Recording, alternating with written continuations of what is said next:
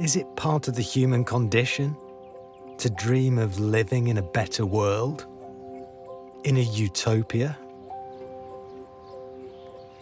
Ever since Thomas More coined the term, the idea of utopia has captivated us. It's been reimagined and reinvented by generations of writers and artists and dreamers, each interpreting it in their own distinctive ways.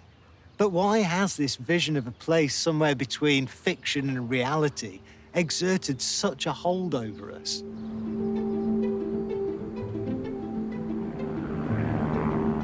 Utopian dreams have driven popular culture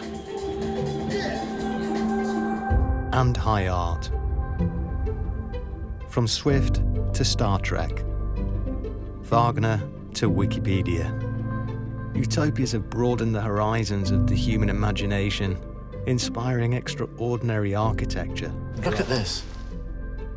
Whole new genres of fiction and radical experimental communities. We're a deviant culture. We change the relationship that the people have with material goods. In this programme, I'm going to find out how utopias start as aspiration, as blueprints for fairer worlds. Could you guys come up with some rules about your own perfect world? I'll explore the values that utopian visions have in common and whether they can inspire real change. If you can improve the world for the most marginalized population, it can get better for all of us. By finding out what you can do, it's the only way you can be the best person you can be. I want to ask what our utopian visions reveal about humanity's deepest hopes and fears.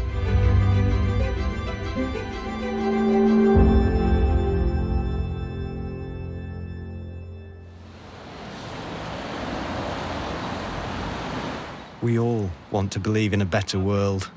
The big puzzle is, how do we get there? The term utopia was coined by the Tudor statesman and philosopher Thomas More. More set out a blueprint for a better world, an imaginary, idealised society with a name which started as a knowing classical joke. Literally, in Latinised Greek, utopia means no place. It's a place that can't exist, or a place that doesn't exist. But when Thomas More published the book in 1516, he included a poem in which he spelt the word differently, Utopia, which means a good place. And it's that inherent ambiguity that means that utopia has been contested for centuries. More's own dream of utopia was of a faraway land. His book is presented as a mariner's tale. It was written in an era of feverish excitement, as a new and perhaps better world was being charted across the seas.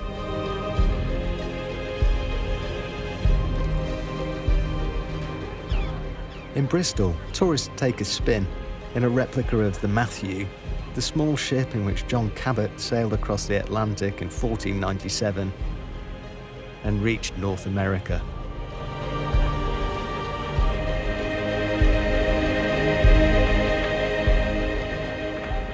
During the age of exploration, there were ships like this travelling all over the world, packed with hardy souls, desperate to find new knowledge, new understanding, who knows, new lands.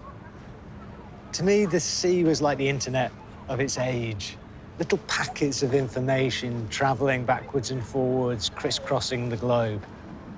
And those sailors who were coming into ports were coming with pretty tall tales of lands far away that were verging on perfect.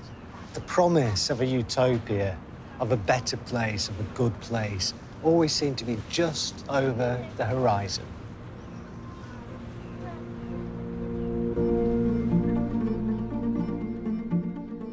Thomas More's Utopia was partly inspired by Amerigo Vespucci's reports of his encounters with the natives of South America, innocent and uncorrupted by the European love of gold. The natives of More's Utopia have democracy, religious tolerance, and no private property. What's fascinating, I think, is that Moore puts forward a version of communism several centuries before Marx and Lenin. He writes, "Nobody owns anything, but everyone is rich. For what greater wealth can there be than cheerfulness, peace of mind, and freedom from anxiety?" It's a very romantic idea that back in the golden age of exploration, people weren't just looking for trade routes and new resources, but they were also looking for the answers to kind of all the big questions in life, you know, and therefore to utopia. There's amazing stories and tales about people searching for Shangri-La and Eden, and I think today we're still the same. We might have mapped the planet, but there's still so much to see and experience for ourselves. explorer Belinda Kirk has tracked camels through China's desert of death, uncovered ancient rock paintings in Lesotho, and rode unsupported right around Britain. She believes that seeking out new and better worlds is more than just a choice. It's an innate urge. There's a lot of studies about the explorer gene, which has been identified as 7R, which is also known as the wanderlust gene. So this idea that a fifth of the population have this real, strong feeling to explore. Now, that exploration might be physically looking for new lands, or it might be that they are philosophers. You know, they have got new ideas, and they're the people who break those boundaries. Do you think that there's, something utopian inherently about all exploration? I think it's the characteristic that largely is the reason for our development and evolution. The groups that are innovative, that are exploring, they're going to come up with the solutions. And I think that's what you need, isn't it, for any utopia? You need progress. And people being engaged, people being excited. But there's that hope that this could be the trip that is really enriching. Is that what keeps you going back? I think at the time you don't always think that. There's a lot of type 2 fun in exploration. I don't know if you've heard of that. No. What's type 1? So type 1 is fun at the time and fun afterwards. Type 2 is not fun at the time, but fun afterwards. And type 3 is not fun at any time. So a lot of what happens on expeditions is you suffer a bit. But you learn that through suffering, you can achieve things that you wouldn't otherwise achieve. And then I think you take that into the rest of your life. It does sound a little bit utopian, this idea that you can discover a better place that doesn't have to be an actual place. It can be a better place for yourself. By finding out what you can do, it's the only way you can be the best person you can be.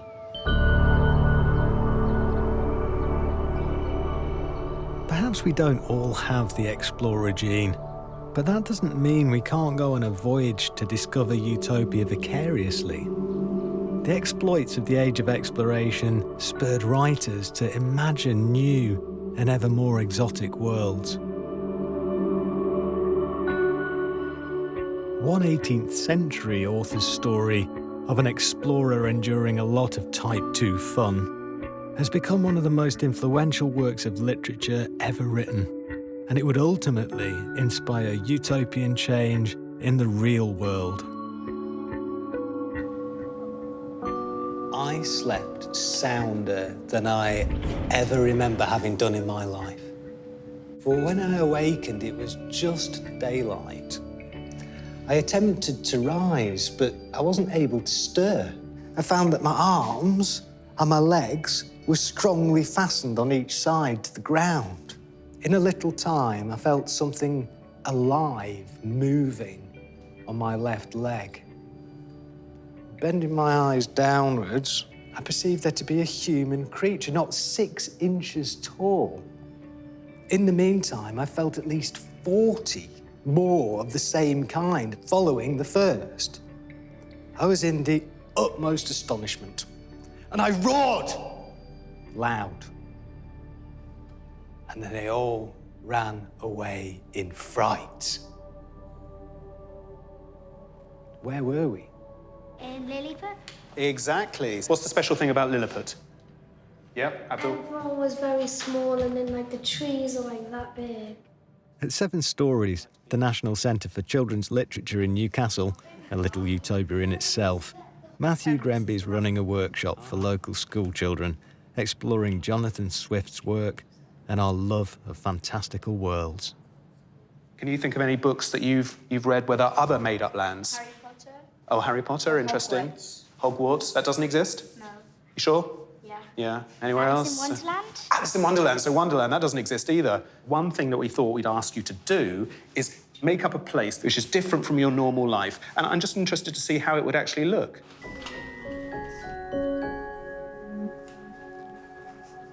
So it's always sunny in this world, is it? Yeah. That's what makes the trees grow so well. Yeah. Turns them happy. There's no cars. You just gotta walk everywhere. Ah, what's this here? It's a town on a flower. A town on a flower? Wow. So all the celebrities live on the petals. Right, and who lives in the middle? Just normal people. So is it better to be a celebrity or a normal person? Celebrity. While Thomas More wrote Utopia for a narrow audience, the erudite Tudor ruling class, what made Gulliver's Travels so enduring is that Swift aimed it at a much broader readership, empowering them to dream. He is doing something really remarkable with it. He is making it a much more approachable kind of utopia than there has been before. He's putting in these little people, the Lilliputians, he's putting in the big people, all of the strange fantasy inventions, which give it a new kind of life, I think, and make it available for a much bigger audience. So as soon as Gulliver's Travels comes out, everybody's reading it, whether they're aristocrats at court or, we're told, children in schools.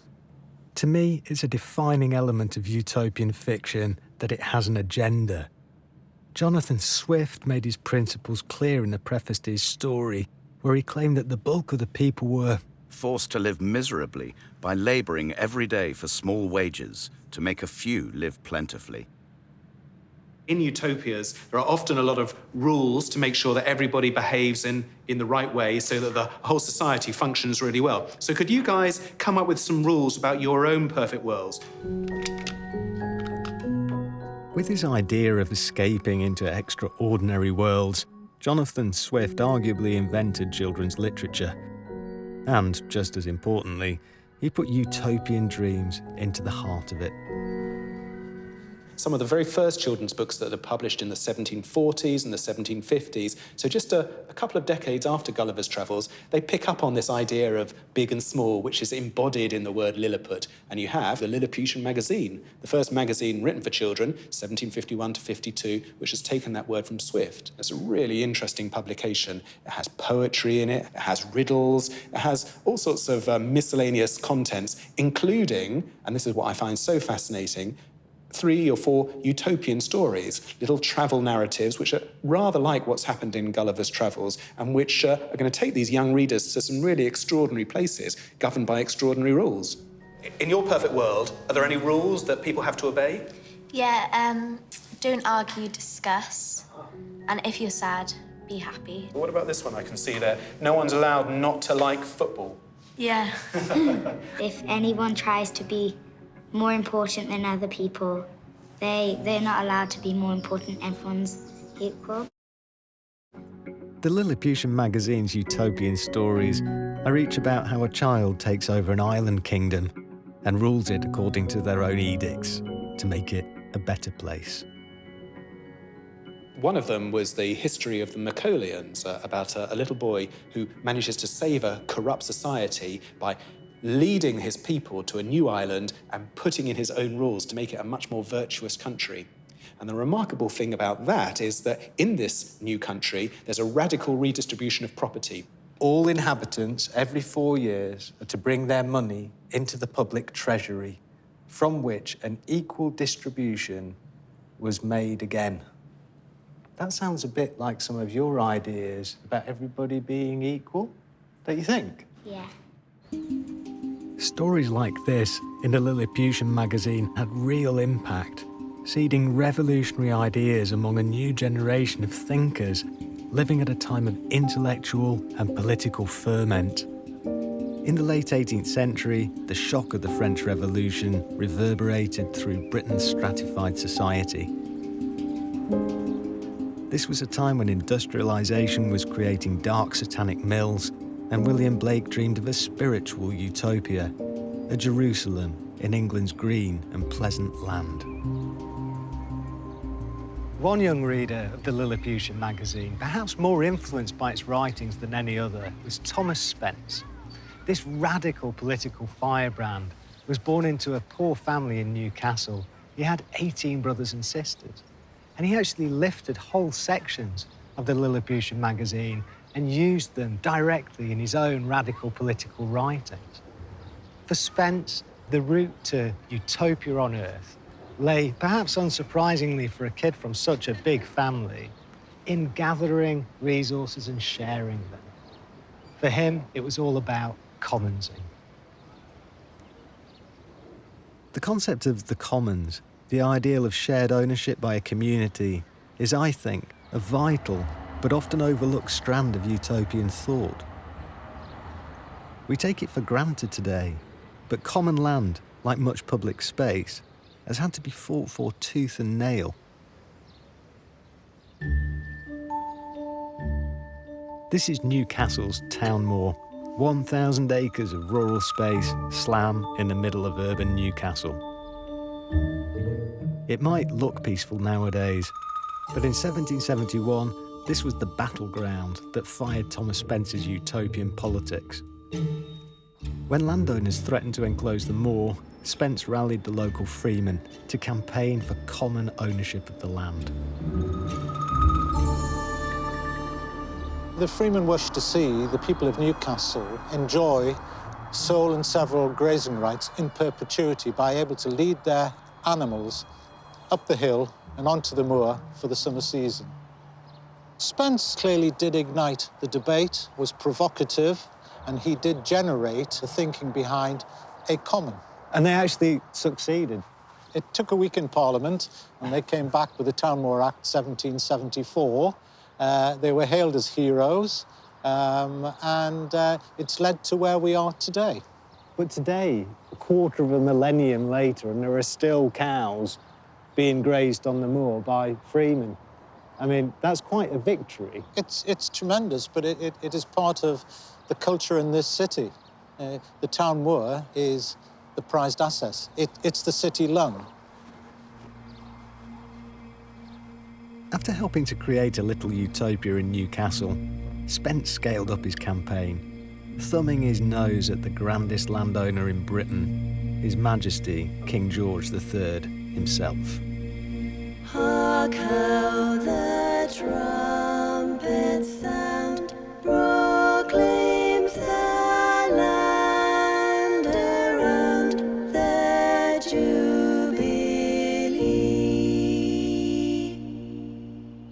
Tell all the poor oppressed, no more they shall be cessed.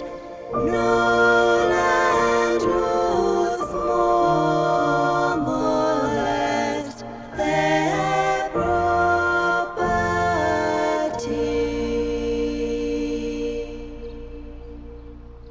That's Thomas Spence's alternative national anthem.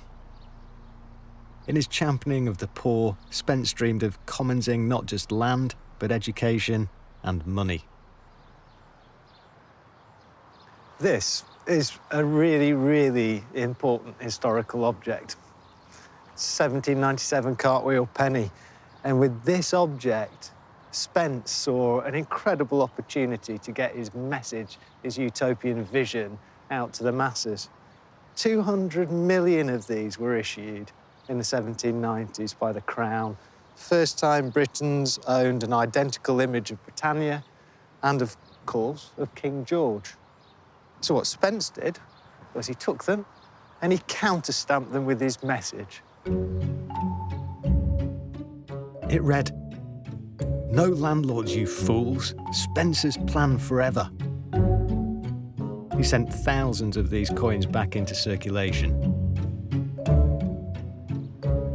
His plan was utterly visionary, and for having it, conceiving of it, he found himself repeatedly in prison, and repeatedly he defended the principles he dedicated his life to.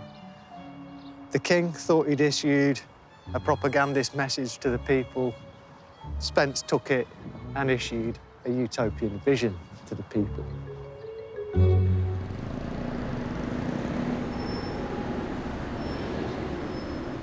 Thomas Spence died in 1814 in the same poverty into which he'd been born. If he was alive today, I like to imagine that he'd be a digital rights campaigner.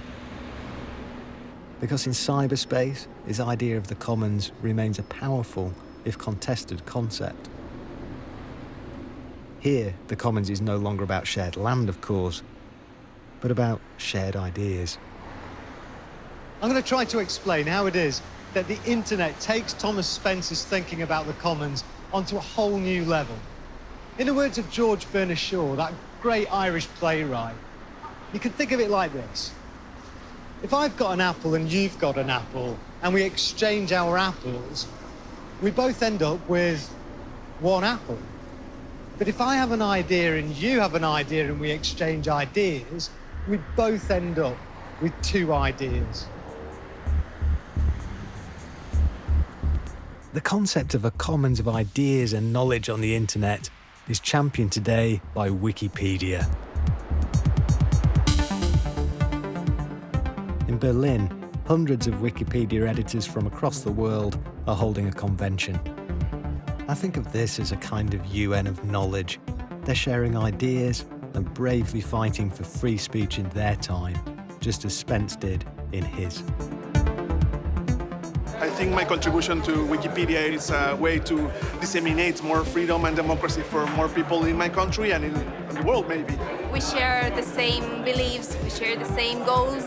If I would describe it in words, it's like a second life. It's really just thousands of people trying to get things right so that what's being presented on Wikipedia is the truth. The crowd-made online encyclopedia is nothing if not ambitious in its utopian dream, for every human to freely share in the sum of all knowledge. With 18 billion visits every month, 40 million articles in almost 300 languages, and around 120,000 regular volunteer editors, Wikipedia is arguably one of humanity's greatest collective efforts. So, are you ready to edit? I'm ready. You're ready. So you're going to click the edit. Executive Director of the Wikimedia Foundation, Catherine Marr, is helping me to become a Wikipedian. I'm going to go for something I know a bit about, the French Revolution. I was hoping there might be missing references, but I'm seeing... There are some missing references in this section. That looks like something that we could do. I want the Mission Impossible music. Oh, what have I done? I've made a shambles of this. I really have made a shambles of this. You see, we'll be able to... There's an important lesson here, which is concentrate. Here we have a commons. But is this commons a virtual utopia? Yes. Is it really as smooth-running, democratic and idealistic as it appears to be? In practice, it would seem impossible for such a model to work.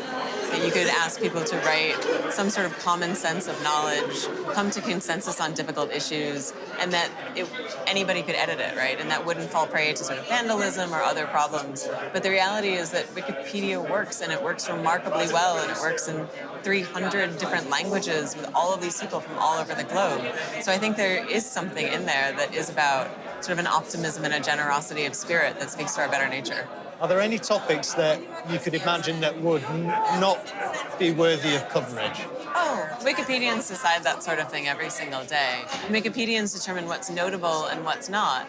And it's not necessarily the same thing as what's famous and what's not.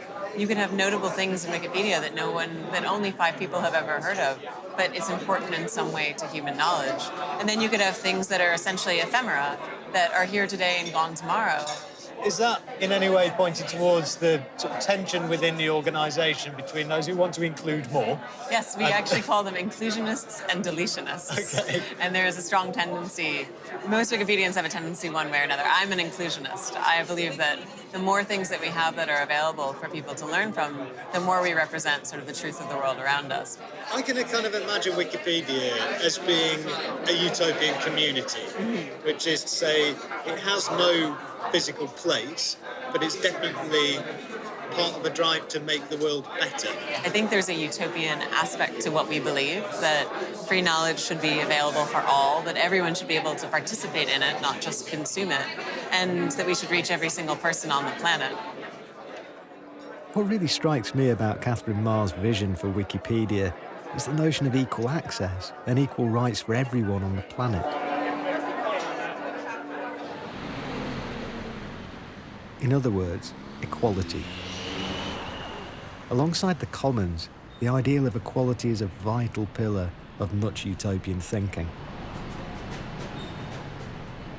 People often assume that equality is something humanity has come up with rather recently. But in fact, the struggle for equality takes us deeper still into utopian dreams.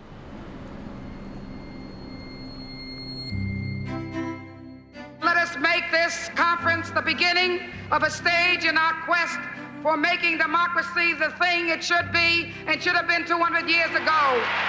This is the time that we will make women and men share equally. Thank you very, very much. Imagined worlds where different peoples and sexes enjoy equal rights have a long and rich history. In 1405, a century before Thomas More, and more than 500 years before Germaine Greer's The Female Eunuch, Christine de Pizan wrote the Book of the City of Ladies.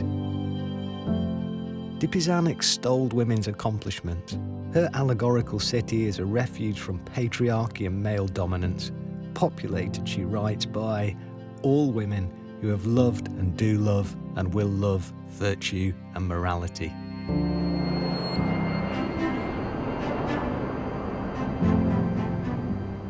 From the City of Ladies to the City of Angels.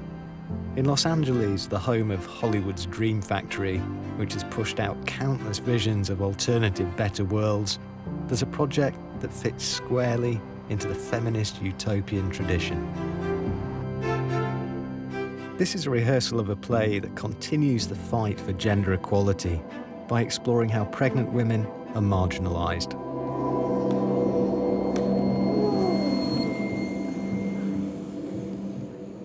The Bumps is a play that's written specifically for a cast of 3 pregnant actors at 3 different stages of pregnancy.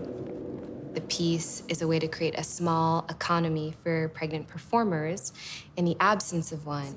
It felt really good for me. It's very moving to watch you guys work together because I feel like... Playwright Rachel Cowden-Nailbuff's avant-garde play is about more than giving an opportunity to pregnant actors. It's also a provocative feminist critique of why that opportunity doesn't usually exist. The hope is that watching pregnant actors on stage makes everyone start to wonder, why have I never seen this before? And not just in the theater, but what else is broken about our current world that I'm now suddenly realizing is broken because I've just assumed that pregnant women are invisible and don't participate in society. Almost everything I know, I've taught myself. Yeah, discover it. How to walk down the street. How to bleed. There's a bell hooks quote that I really love, which is that art should do more than show us the world as is. It should show us what the world could be. And so something that I really love about utopian art is that it acknowledges the reality. You know, it's not dreamy, la-la, oblivious to what's going on, because by creating a solution or an experimental solution, you're also reflecting on something you're dissatisfied with.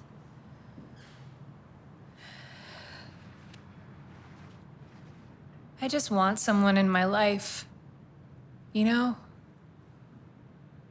And this feels so different from needing. Why do you think there's a really urgent need to be thinking about, talking about feminist utopias now? The feminist approach to utopia is really crucial because what it does is it rejects the idea that utopia is the product of one man's genius or anybody's genius, and that actually utopia requires a multiplicity of minds. And the theater, to me, is the natural place to explore utopian thinking in a feminist way because it's so collaborative. Let's play through again, and what if you used more space within the space? And you can also allow yourself to... It's about realizing the patriarchy is limiting for all of us. It traps everyone, and that if you have fair pay, if you have affordable childcare, if you have sane labor practices, these are things that make the world a better place for everybody. If you can improve the world for the most marginalized population, it's a key to how it can get better for all of us. The more I explore it, the more I'm struck by how disruptive utopian art, like the bumps, can be, helping us re-engage with the problems of the real world, giving us a glimpse of a way towards a better future. This has never been more so than in the 1960s, a time of utopian optimism, perhaps like no other, when explorers started to look for utopia not on the other side of the world, but in space.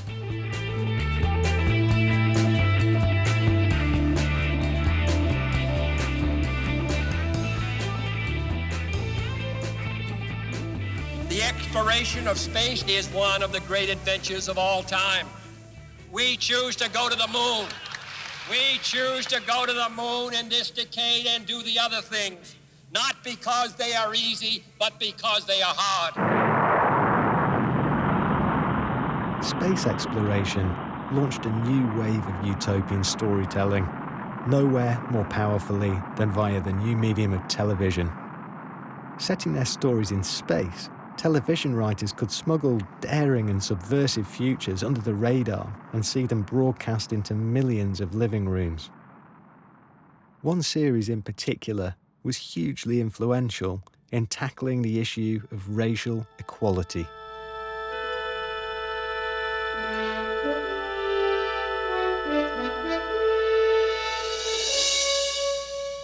This one I like the most. They caught the essence of who I am in this picture. Lieutenant Uhura. These are original publicity shots? Yes. Nichelle Nichols played Lieutenant Uhura in Star Trek. Her role on the bridge of the USS Enterprise inherently utopian, as she sought to communicate in hundreds of alien languages. What's intriguing is that it's an escapist entertainment, like Gulliver's Travels. There's a crew in which men and women are equal, and they strive for peace in a galactic commons. This was also an imagined utopia that set out to change reality. Star Trek's creator, Gene Roddenberry, was making a statement on the struggle for civil rights in America by writing a black officer onto the bridge of the Enterprise. He was one of the most brilliant men on the planet. And if somebody came up and said, that doesn't make sense, he'd hold a conference with them. And he said, that comes from your limited point of view. I'm talking about the big picture. What were his ideals like?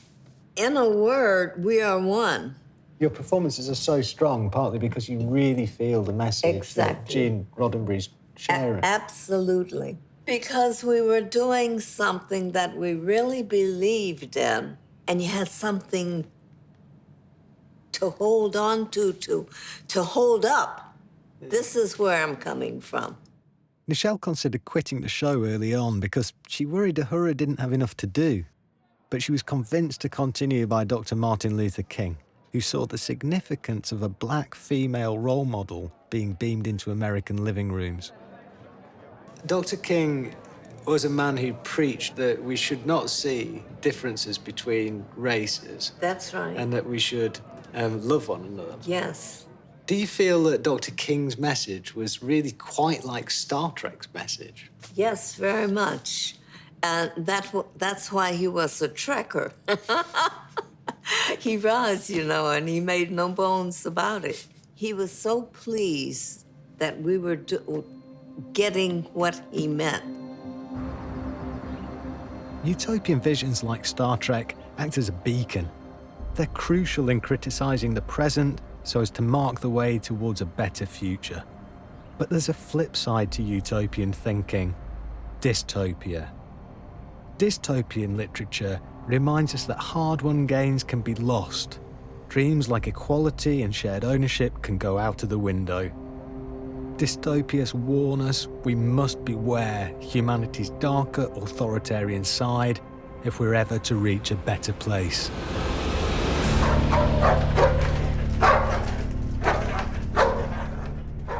Just outside Vilnius in Lithuania, I'm being interrogated by the KGB in an immersive and very disorientating theatre experience.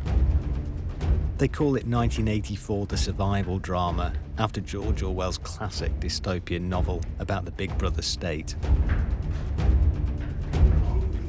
This 3-hour performance, set 20 feet underground, in a disused nuclear bunker, distills the Soviet experience into a grim, unremitting dystopia.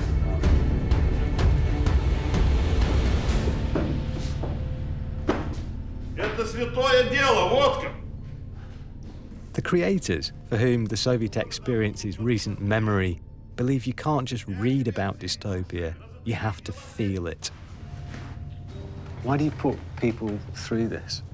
Just to make people understand how living in Soviet Union was like. This experience working here is very important for me because I love free Lithuania, I love freedom, and I want to show our society that freedom is much more better than totalitarian system.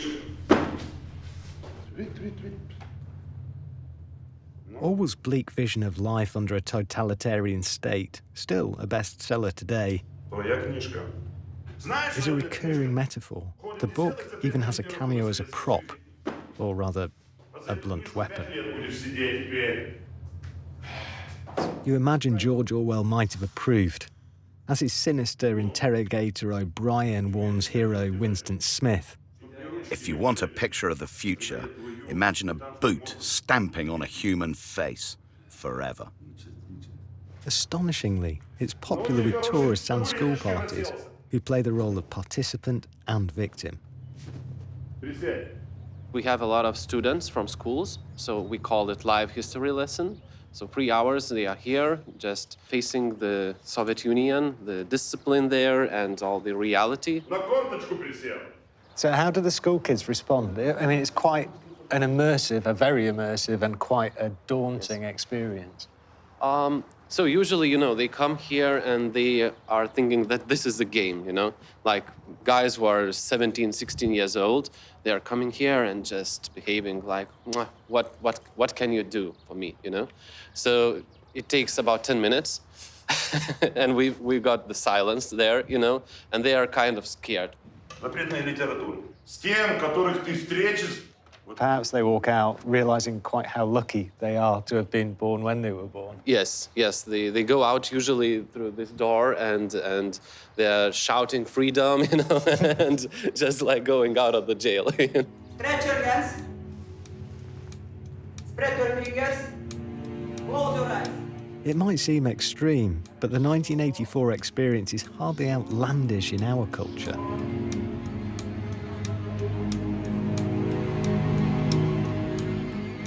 Where George Orwell led, others have followed.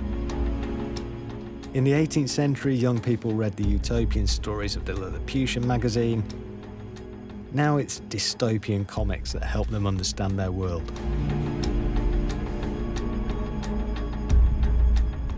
The 1990s cult series Transmetropolitan is a classic example. It imagined a near future of information overload in which truth is lost in a morally bankrupt society, binging on a diet of sex and violence.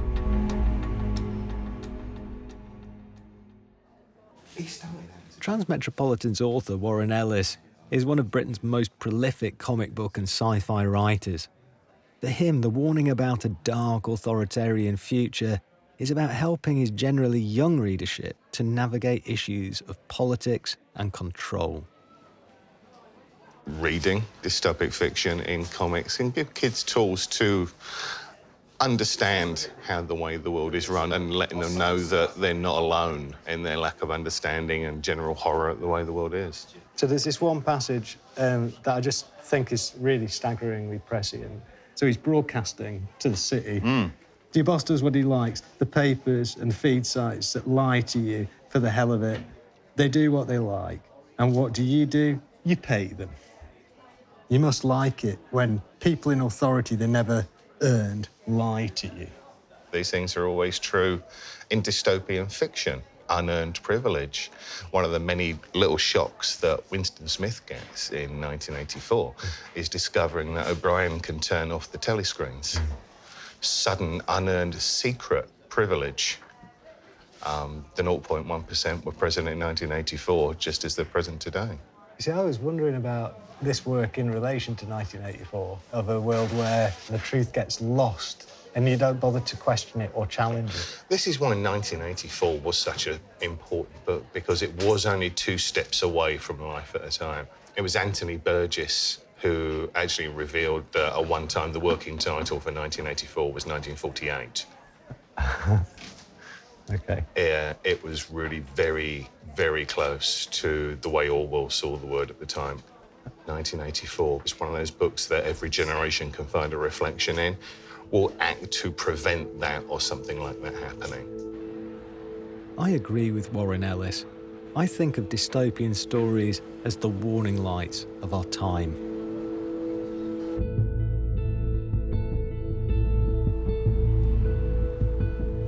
Today's utopian fiction pits a heroic protagonist against a world that's inhumane, full of torture and brutality. It asks us, how do we hold on to our values in this kind of a space? Whereas in the 1960s, such literature and filmmaking was optimistic. Nowadays, it's full of profound fear. For me, there can be no bigger fear than the horror of Nazism. Continuing to haunt us, the Nazi nightmare has been reworked again in the drama The Man in the High Castle, which imagines a 1960s America carved up by Germany and Japan, which in this counterfactual world have won World War II. Frank Spotnitz developed and produced the series. Why does he think dystopias are so popular today? My feeling is that we're living in a period of heightened fear. Really since 9/11, people are very fearful, and dystopian storytelling allows them to work through those fears in a safe space, in an entertaining space. Do you think that dystopian fiction and filmmaking is almost cathartic then? I do think in my small way, I try to tell stories that help us think about ourselves, that make us think about ourselves. And Man in the High Castle, I think, is a story that really invites you to look at yourself. It's really more about us than about Nazis. And that's why, especially in the first season, there were hardly any Nazis with German accents. They were all American Nazis. What I was trying to say was, look, you have this in you too. You could argue that National Socialism was a utopian movement. In their mind, they thought they were perfecting man. In my mind, that's what makes it evil. Hitler's vision of utopia was of a genetically pure master race dominating Europe for 1,000 years. A good dystopian drama is a warning. It's a critique of who we are now, saying these are the impulses that we are exercising, and this is who we will become unless we change path. Frank Spotnitz is right, I think, that dystopian stories are there to keep us on the righteous path, in check, on the way towards a better future. That future might seem uncertain in the current climate of fear, but it's within our seemingly undaunted search for utopia that I find some optimism. Utopias spur the human imagination and keep us asking the big questions. whether as dreams of escape and exploration, as campaigns, or as warnings. What links these very different visions, it seems to me, is our almost innate drive to make the world a better place. We imagine utopias through fiction, I think, because they encourage us. They speak to the good in us and around us, of utopian acts of everyday life and of extraordinary kindness. If someone falls in the street, just watch as others rush up to help. If we're attacked by terrorists, witness our resilience. Our desires for utopias is, I think, an important part of the human condition. The thing that inspires us to keep trying to improve our world.